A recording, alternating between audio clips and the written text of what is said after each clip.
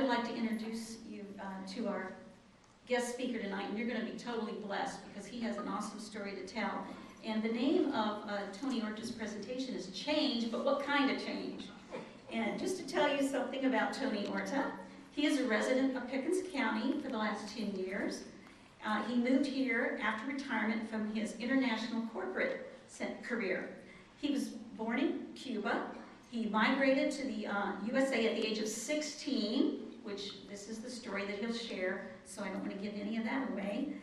Tony graduated from the University of Georgia in Athens, Georgia, with a bachelor's degree in business administration. He also attended the University of Basel in Basel, Switzerland, where he obtained a master's degree. And after that, he returned to his alma mater of Georgia to obtain a doctorate in business. Tony became a naturalized U.S. citizen 8 years after coming to Athens and is passionate about his country, America.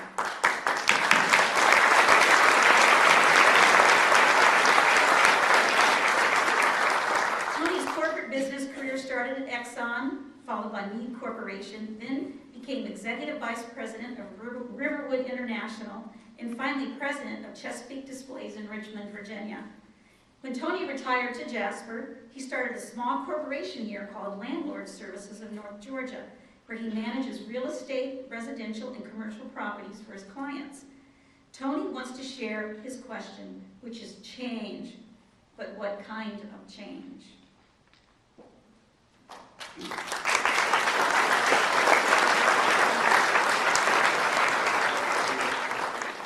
Thank you very much.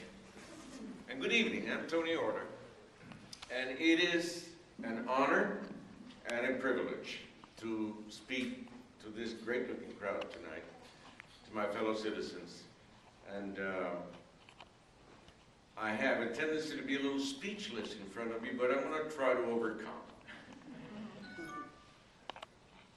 I've sat through several of our Pickens County Tea Party meetings for a few months, and I have a feeling that I sense that there is perhaps some frustration and perhaps some anxiety and perhaps a little anger as to what is happening to our country and what is happening in Washington. I share your feeling. I share your anxiety and your anger. But I have an additional feeling. I have a feeling that comes from my background that is slightly beyond anger and frustration. Frankly, my feeling is fear. And let me tell you how I come to that. Has anybody here ever picked a book to read and in about the second chapter realized that you've read this book before? Yeah. You know the ending. Maybe the cover fooled you, but you know the ending. That great icon of American folklore, Yogi Berra, once said, "Deja vu all over again." And that's what I have.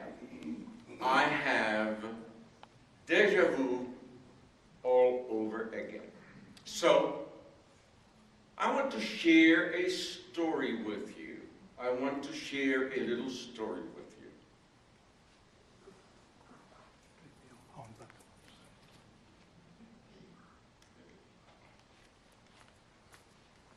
I want to share the story of a country that underwent change. You know, this agenda that we see rolled out now, all of the legislation that we have experienced for the last almost 2 years, this has been done before. This experiment has actually been rolled out before. They say that history tends to repeat itself, and that if we don't learn the lessons of history, we tend to make the same mistakes. So I want to share the story of a country where this happened once before. And like all stories, once upon a time, there was a country in the Americas. That country was a free and sovereign nation. And I might add that the freedom of that country had been won with the spilling of blood and the loss of life of U.S. soldiers and U.S. sailors who fought a tyrannical European country to gain that country's freedom. That's significant. And as all free nations, whoops, what did I do here? As all free nations, that country had its flag and its symbols. And that flag flew proudly from the flagpoles of that country.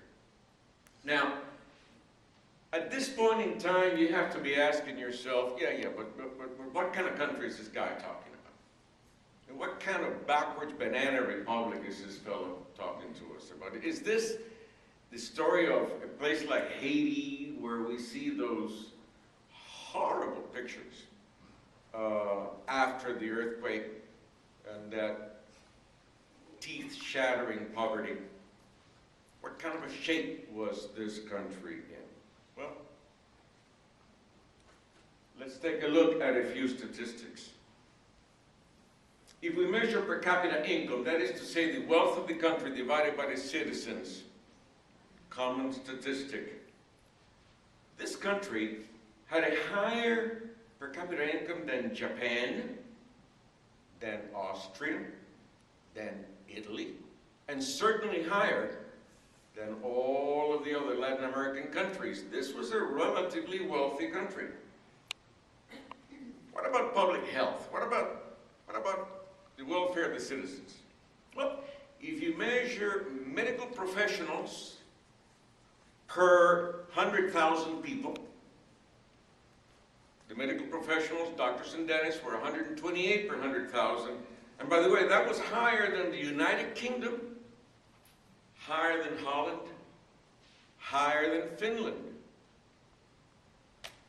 If you measure life expectancy in that country, at that point in time, it was the highest in Latin America at 63 years of age. Back one.